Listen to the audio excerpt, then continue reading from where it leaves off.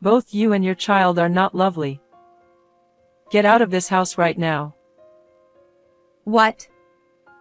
This house is. I stopped mid-sentence. Okay. I started packing my things.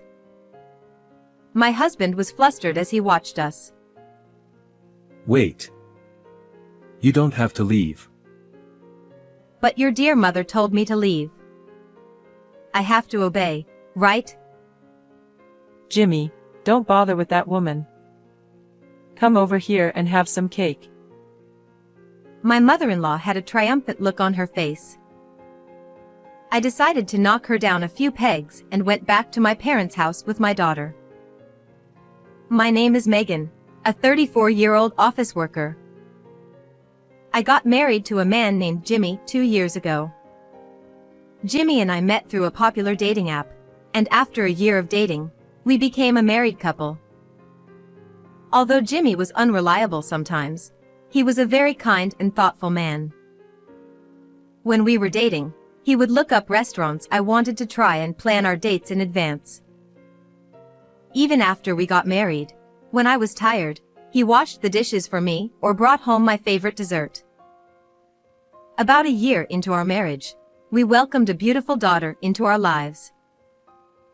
My husband was actively involved in parenting, and I felt fortunate to have met such a wonderful husband. However, as expected, he's not perfect in every way. My husband does have some faults. Among them, the most significant fault is that he's a mama's boy. The first time I suspected that my husband might be a mama's boy was when it came to the taste of food. How is it? Delicious? It's alright, but I think my mom's was a bit richer. Wait, your mother? I was puzzled why suddenly his mother's name came up. But upon further conversation, it turned out he considered his mother's cooking to be the best and wanted me to replicate that taste as much as possible. Since my mother-in-law's cooking seems to be generally rich in flavor, I've been trying to make dishes a bit richer as per my husband's request. Even when we go on trips, he always says, "What souvenir should we get for Mom?" He has a father too, so it's normal to think about what to get for parents, but my husband always starts with "for Mom." I suppose if I look at it from the perspective of valuing one's mother, it's a good thing. And I think there are quite a few men who could be considered mama's boys. However, I would later come to realize that my husband's attachment to his mother went beyond what I had expected. I'm thinking of living with my mom. Wait, why all of a sudden? Looks like my mom and dad are getting a divorce. What? Is that true? Apparently, it's because of my dad's affair. I can't believe it. My father-in-law was a kind person, but you can't judge people by appearances. It's really cruel to leave my mom alone, and besides, if we live together, she can help take care of our daughter. That does make sense. I'm currently on maternity leave, but with my mother-in-law's support, I might be able to return to work sooner. But I felt a bit uneasy about it. Does my mother-in-law really like me? Will we get along living together? I shared my honest feelings with my husband. Then my husband said, "Don't worry, it'll be fine. My mom has been praising you." I was surprised that my mother-in-law had been praising me. That fact made me happy, and I started thinking that we might get along well even living together. However, I soon realized that my thinking was too optimistic. My mother-in-law moved into the apartment where we were living, but she suddenly started to be rude to me. It kinda annoys me that you're living in such a nice apartment. Huh? Don't you ever forget that it's thanks to my son that you have your current lifestyle. I didn't understand why she was shouting at me. Well, My husband does put effort into his work and household chores, so I guess I'm grateful in a way. Her argument isn't entirely wrong, so I just quietly replied, yes. I'll keep that in mind. Humph. It's good to be obedient. After that, my mother-in-law would yell at me whenever there was something she didn't like. You're supposed to have ketchup with fried eggs. Why is there mayonnaise here? The bath water is too lukewarm. Set it hotter. And why isn't there any ice cream after the bath? Make sure it's stocked. Seriously, do it all yourself. And the reasons for getting angry are so ridiculous. Despite being at home all day, my mother-in-law hardly does any housework. I had hoped she would be more cooperative in taking care of our 1-year-old daughter, but she only helps when she feels like it and stops as soon as she gets bored. And what I came to realize for the first time after living together was that my mother-in-law's excessive doting on her son was worse than my husband's mama's boy tendencies. Jimmy, how was work today? It was really tough. My boss was a bit tense because it was busy, so I had to be careful. Oh my. That's unacceptable. Maybe I should protest against workplace harassment. Huh? Over something like that? It's okay, Mom. We have to have a big heart and forgive.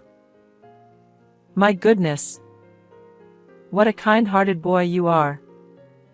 You're like an angel. Calling a man in his 30s an angel. Ha, thanks Mom. But if I can't forgive anymore, I'll need your backup, okay? Of course. I feel sorry for his boss. Being protested against for harassment just based on my husband's mood swings. I quickly regretted moving in with my mother-in-law. Being stuck at home with someone like her was driving me crazy. That's why I decided to put my daughter into daycare and return to work. My mother-in-law got angry, saying, Why do you have to work too? But when I said, you can spend the day alone at home, you know? She seemed to find some advantages in it. Well, don't neglect the housework. She didn't get any angrier. Phew, what a hassle she is. You never know what will set her off. After I started working and had less contact with my mother-in-law, my stress level decreased a bit. But around a year after we started living together, another problem arose. It happened to be our daughter's 2nd birthday that day. We prepared cake, presents, and everything to celebrate, and we had a family birthday party for our daughter. However, our daughter had recently entered the terrible twos phase. It was perhaps the peak of it on her birthday. Look. It's a present. Open it up. My mother-in-law handed the gift to my daughter. No. But my daughter knocked it away. My mother-in-law was surprised, but she managed to hold herself back at that moment. Then, thinking that maybe the cake would work if the present didn't, my mother-in-law scooped up a bite of cake with a fork and tried to feed it to my daughter. Here you go. It's your favorite chocolate cake. No, I don't want it. But my daughter pushed it away with her hand once again. Then, a bit of cream flipped and landed on my mother-in-law's forehead. That triggered her, who has a short temper, and she exploded in anger at my 2-year-old daughter. Will you cut it out? You're getting too cocky just because I'm being nice. My daughter burst into tears at the sudden outburst. What are you doing? She's scared. I hurriedly pulled my daughter close to protect her. Shut up. She's such an unlovable grandchild. Then you're an immature grandmother. What did you say? Normally, adults don't use such words on a 2-year-old. Shut up. You're such an insolent daughter-in-law. Can't you control that mouth of yours? As we argued, my husband jumped in. Cut it out. Don't insult Mom. What? Are you taking your mother's side in this situation? Normally, you should take your own daughter's side, shouldn't you? You can make as many children as you want. But there's only one mom in this world. That's despicable. You're saying it as if it's some kind of profound quote, but it's garbage. Hey. Stop talking bad about Jimmy. You and your child are not lovable. Get out of this house right now. What? This house is. I stopped mid-sentence. Okay. I started packing my things. My husband was flustered as he watched us. Wait. You don't have to leave. But your dear mother told me to leave. I have to obey, right? Jimmy, don't bother with that woman. Come over here and have some cake. My mother-in-law had a triumphant look on her face. I decided to knock her down a few pegs and went back to my parents' house with my daughter. After that, my husband called me many times, but I ignored them. I proceeded with various preparations and sent the divorce papers to him. It seemed my husband also filled them out and sent them back to me. I promptly submitted them to the city hall. Then, I called my ex-husband. Hello. I submitted the divorce papers, so thanks for filling them out. Ah, so it's okay, it's fine for me and Mom to keep living in this house, right? Since you are the one who decided to leave here with our daughter. Fine by me, as long as you pay the rent properly. Ha, well, of course I will. This apartment is rented under your name, so I was a bit worried when you moved out the other day. But if I think about it calmly, all I need to do is change the name on the lease, right? Thanks for providing a comfortable living space for me and Mom. That's good to hear. By the way, how much is the rent here? All right then. How about $1,500 for the rent?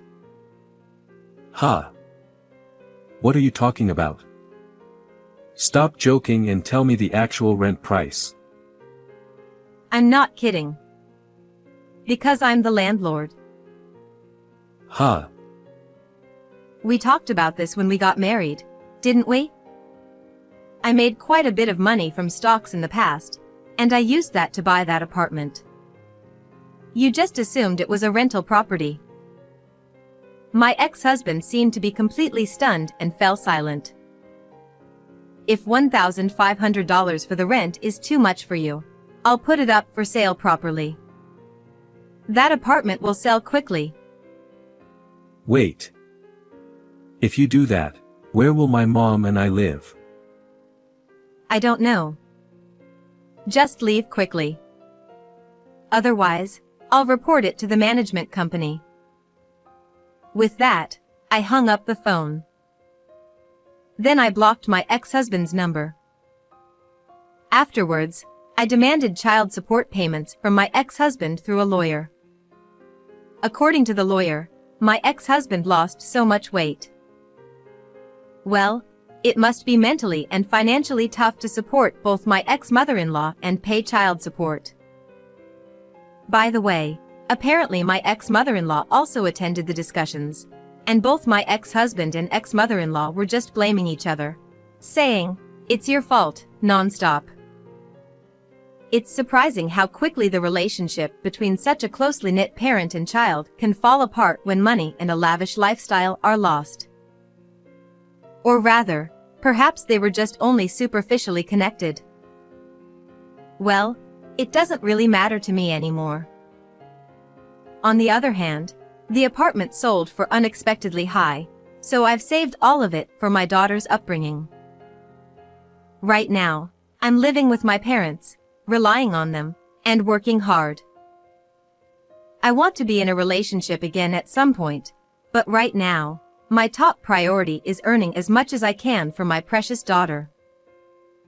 Oh, but in the future, I'll make sure not to become too overbearing or excessively indulgent with my daughter, taking my ex-mother-in-law as a cautionary example.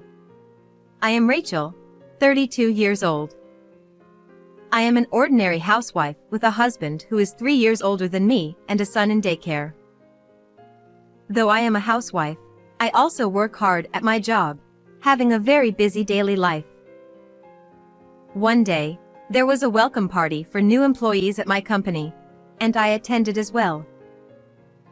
On the way back from the party, I was suddenly stopped by a police officer. I had been obeying the speed limit and traffic lights, so I was puzzled as to why I was being stopped. However, I ended up being subjected to an outrageous false accusation by an extremely rude and unreasonable police officer. Normally, I don't usually attend company drinking parties. There are various reasons for this, but the fact that I still have a small child and the fact that I can't even handle a drop of alcohol are major factors. Consuming alcohol triggers such a strong physical reaction in me that it causes me considerable discomfort. However, this time it was the welcome party for new employees, and due to my position as a section chief, I felt obligated to attend. Furthermore, although it was originally planned for one of my subordinates to organize the event, since I'm always sober throughout these events due to my inability to drink alcohol, I volunteered to take on the role of organizer. I want my subordinates to enjoy drinking occasionally at such gatherings. Also, among my peers, there's a woman named Nicola who has an incredibly low alcohol tolerance but loves drinking and has the troublesome kinds of being a laughing and crying drunk. It has become somewhat of my responsibility as a colleague and friend to ensure she gets home safely. So once again, I refrained from drinking any alcohol this time. After paying the bill, I took my friend away from the group of people outside the store who were gathering for an after party and got the car keys, then sat in the driver's seat of my friend's car. She always anticipates this situation, so she has daily insurance coverage just in case. Even if I were to cause an accident, everything would be okay, as she's fully prepared. Driving carefully in my friend's car, especially since it's a luxury vehicle, I headed towards my friend's house. While waiting at a traffic light, I witnessed a certain scene. Several police officers were surrounding a man lying on the ground in front of a pub, trying to communicate with him. Every company seems to be having welcome parties at this time of year, huh? Really, hats off to them. As I muttered those words, I glanced at my friend who was slumping in the passenger seat, only to notice a young police officer staring at us. Ma'am, please pull over. The moment I catched his eye, he called out to us. Since my friend wanted to feel the wind, I had the window open, so I could hear the police officer's voice clearly. I didn't have any memory of doing anything wrong, but I figured that enforcement against drunk driving must be stricter at this time of year. As it turned out, that was indeed the case. A young male officer approached us with a drawn-out tone. As part of the campaign against drunk driving this month, I had to stop and talk to you. Given that my friend in the passenger seat seemed off, he decided to talk to us. Additionally, as part of the campaign against drunk driving, the officer mentioned conducting an alcohol test just to be sure. This was all expected, and since I hadn't consumed a drop of alcohol, I agreed to the test. However, at this point, an unexpected event occurred. Yeah, you there, blow into this device. The young officer who had looked at my test result with a puzzled expression suddenly turned to my friend and told her to blow into the breathalyzer. My friend wasn't the one driving, and it was obvious that she was drunk. There was no reason for her to be tested, yet I couldn't understand why the officer insisted on it. Moreover, this was the first time I had experienced something like this, so I could only watch in astonishment as the young officer interacted with my friend. Without understanding the situation, my friend, who was completely out of focus, obediently blew into the device, resulting in a reading of over 0.25 milligrams on the breathalyzer, as expected. Upon seeing the result, the officer looked at me with a smirk and said, "Ah, this is drunk driving. Your license will be suspended. Understand? Suspension." The officer insisted that the breathalyzer result of my friend, who was sitting in the passenger seat, was mine and accused me of drunk driving. Of course I couldn't accept such an outrageous accusation and asserted that I hadn't been drinking. However, the young officer raised the corner of his eye and said, "You're being noisy. If you refuse to follow police instructions, I'll arrest you for obstructing official duties on the spot." He threatened me. Thinking that such behavior shouldn't be tolerated, I protested vehemently. And then, as the young officer and I were futilely arguing about whether I had been drinking or not, someone who seemed to be the young officer's superior arrived, perhaps sensing that something was amiss. What's going on here? Upon hearing the supervisor's words, the young officer's expression got soured, and he reported that I was lying about not drinking and driving. The supervisor officer stared at my face intently and furrowed his brow. It was obvious. I hadn't been drinking, and, from my appearance, it was clear that I was sober. Indeed, the initial test result showed almost 0 milligrams. However, since the supervisor officer didn't witness the entire situation, he was at a loss for how to proceed and requested another test to be conducted in front of him. Just when I thought I would finally be released, the young officer, feeling that things weren't going his way, unbelievably claimed that my friend was carrying suspicious drugs. The reason for my friend's strange behavior, according to the young officer, wasn't due to intoxication but rather hallucinogenic effects. Not stopping there, he accused me of intending to harm my friend, casting unwarranted suspicion, and the situation spiraled out of control into a completely unexpected direction. Since my friend wouldn't do anything like that, and there was no evidence to support such a sudden accusation, it was painfully obvious that the young officer was just fabricating a lie out of thin air. However, in order to be thorough, the supervisor officer requested to inspect both my belongings and the inside of the car. Reluctantly, I agreed to undergo the inspection of my belongings. Then, the young officer discovered a bag containing a mysterious white powder peeking out from the side compartment of the car. The moment he saw it, he had a triumphant expression on his face. "This is definitely drugs." He exclaimed excitedly. Even the supervisor officer was pondering the situation. Honestly, since it belonged to my friend, I had no idea what it was, and she was still drunk, looking drowsy that her head was niddle-noddle. Moreover, because my friend was the owner of the car, without her permission, the police couldn't conduct an internal search. We were given the option to accompany the officers to the police station or, if we refused, they would request a search warrant.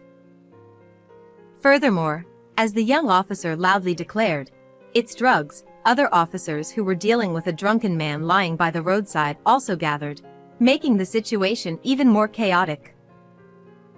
Caught in a situation where nothing made sense anymore, the young officer began to make a fuss about arresting us on the spot. Feeling like things were getting out of control. "All right then," Shall we go to the police station? I responded more calmly than I thought. Making a scene here won't solve anything, and I have a lot to say about the false accusation of drunk driving earlier. My friend was also being framed as a criminal, so I couldn't stay silent. Upon hearing this, the young officer looked surprised. Ha! He seemed to prefer arresting us on the spot, but given the circumstances, we were instructed by the supervisor officer to go to the police station for further examination and to provide detailed statements. As soon as we arrived at the police station, I underwent another alcohol test in the presence of many officers to prove my innocence. As expected, no alcohol was detected in my system, and it was concluded that I hadn't been driving under the influence. The young officer who had accused me was scolded by his supervisor for his behavior. As I sighed in relief, the young officer began to make excuses, such as the machine was broken or I didn't blow into the device correctly. In the end, he resorted to fabricating lies, such as accusing me of attempting to steal belongings from my intoxicated friend. The other officers seemed to understand that these were lies, but the young officer was too agitated and uncontrollable. We left the pub at 9:30 p.m., and it's already past 10 p.m. I told my husband that I would be home by 11 p.m., but it seems impossible now, and I'm starting to get frustrated.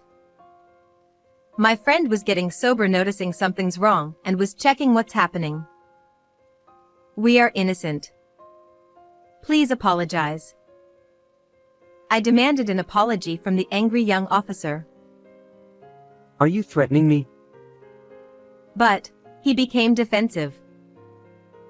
At that moment, the anger I had been holding back surged over me. Enough is enough. My loud voice echoed through the police station, bringing a momentary silence. My friend also looked up in surprise at the sound of my voice. I rarely raise my voice like that, so it must have been startling for them. Even when my subordinates make big mistakes, I've never shouted like this before. But right now, there's no time for such thoughts.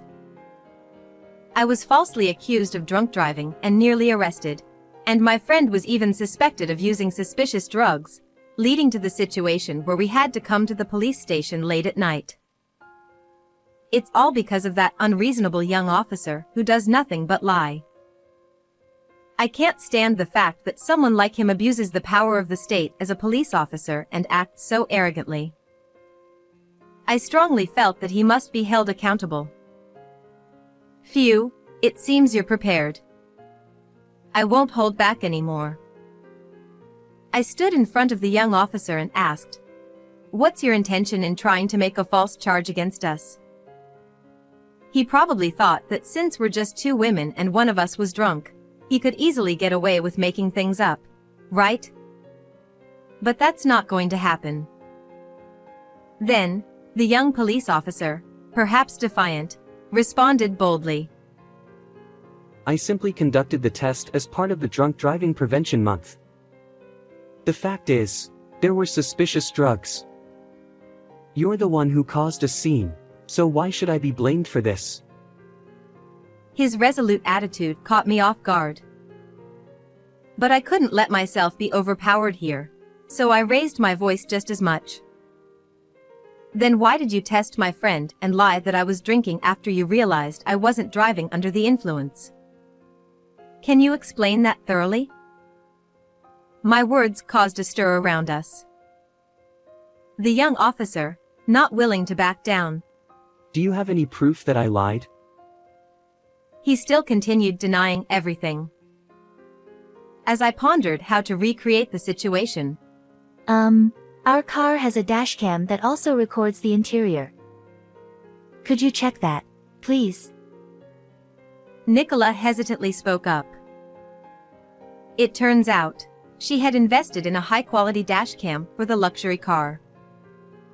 She chose such a product not only for security but also to capture any incidents that might occur inside the car. She believed this could serve as evidence. My friend mentioned that she doesn't remember the incident because she was too intoxicated at the time, but she believed me and trusted that I wouldn't lie. She also said she would explain about the car interior inspection and the drugs in question. Although she was intoxicated until a while ago, this situation seemed to have sobered her up to some extent. The situation suddenly shifted, with the officers bustling around for inspections and whatnot. Then, the young officer exclaimed, Such heinous criminals should be arrested on the spot. surely, even if he found himself in a disadvantageous situation, he must have felt he couldn't back down anymore. In response, I protested once again. Please tell me the reason for the arrest. What are the charges? Upon hearing that, the young officer stumbled over his words and fell silent. There wasn't a single reason they could arrest us. In such a situation, the only option left might be an on-the-spot arrest, but we weren't causing any trouble, and we were complying with the voluntary inspection. The other officers, who were beginning to realize that the young officer was lying, were trying to calm him down. We need to confirm the facts first. However, they were sending looks of either disbelief or coldness. The young officer started trembling and eventually burst into tears at that. Afterward, we underwent questioning and inspections at the police station for a while, and before we knew it, about an hour had passed. Thanks to my friend's cooperation, things proceeded smoothly. Regarding the white powder, it's just allergy medicine for hay fever. See, it's pollen season, right? I've always had severe allergic rhinitis, so I always carry it in my car or bag. My friend explained it that way. The name of the medicine's ingredients was printed small at the bottom of the bag, and just to be sure, we had it tested, but as expected, it came back negative. Since there was nothing suspicious found during the car search, and I was the one driving, we were able to completely prove our innocence. Regarding this, I received an apology from his supervisor. I sincerely apologize for the significant inconvenience caused on this occasion. It's late today, so I'll visit with the director tomorrow to offer our apologies once again. However, the young officer still refuses to admit his wrongdoing and insists. This must be some kind of mistake. There must be some oversight. I couldn't stand it any longer. If you insist on that, then let's go to court. Insulting me, threatening me, negligence of duty, and fabricating information. Let's leave it to the law to decide which side is right, as befits a nation governed by the rule of law. With that, even the young officer couldn't say anything more. Just when I thought we were finally free, it was almost midnight, and as I exchanged glances with my friend, I let out a deep sigh. While my friend hadn't completely sobered up yet, I was helping them back to the car when that young officer came running after us and called out. I turned around, thinking he had more complaints, but to my surprise, his face had turned pale. I heard from those who interviewed you. Is your husband a lawyer? I was wondering what he was going to say, and then he came out with something like that. Yes, that's right. I'll tell my husband everything about this incident, and we will definitely sue you. He then grabbed my clothes and pleaded with me. I won't do it anymore. Actually, there's a personal quota I need to meet, so I had no choice but to do such things. The young officer then confessed the real reason for his actions. It's infuriating to think that we were detained for nearly 2 hours for such a ridiculous reason. I couldn't care less about your quota. What's more concerning is the fact that the police are causing trouble for innocent civilians and even fabricating charges. What's going on here? I raised my voice and pushed away the young officer's hand. I thought I might be accused of obstructing official duties, but given the circumstances, the young officer, on the verge of tears, remained silent and looked down. Ignoring the young officer, we turned on our heels and drove away. Afterward, senior officials from the police station came to apologize to us, but I made it clear that my intention to pursue legal action against that young officer hadn't changed. I don't really want to say it, but the police tend to be lenient with disciplinary actions against their own, so I didn't want them to settle for just a slap on the wrist. So, I decided to file a civil lawsuit with the help of a lawyer acquaintance of my husband. While it's possible to file an administrative lawsuit, there's a higher chance of it being dismissed, so we were advised that a civil lawsuit would have better prospects for success. After all, the problem lies with that young police officer individually. I was able to sue that young police officer for insult and intimidation against me, and successfully claim compensation. Although disciplinary action was taken in this case, the young police officer resigned voluntarily. As for me, I hadn't mentioned this matter to anyone outside my family. Rachel stood up to the police and it was amazing. But my friend, Nicola, made a big deal out of it and the story became the talk of the office. It seems that until now, I was perceived as an unapproachable, career-driven female manager, but thanks to this incident, I've noticed an increase in people approaching me, and now I have a good relationship with many of my subordinates. Furthermore, I've succeeded in securing major deals and have been promoted. Thanks to that, I was able to take a long vacation, so I'm planning a long-awaited trip to Italy with my family. I've had enough of such false accusations, but I intend to continue living true to myself from now on. Well then, everyone, take care.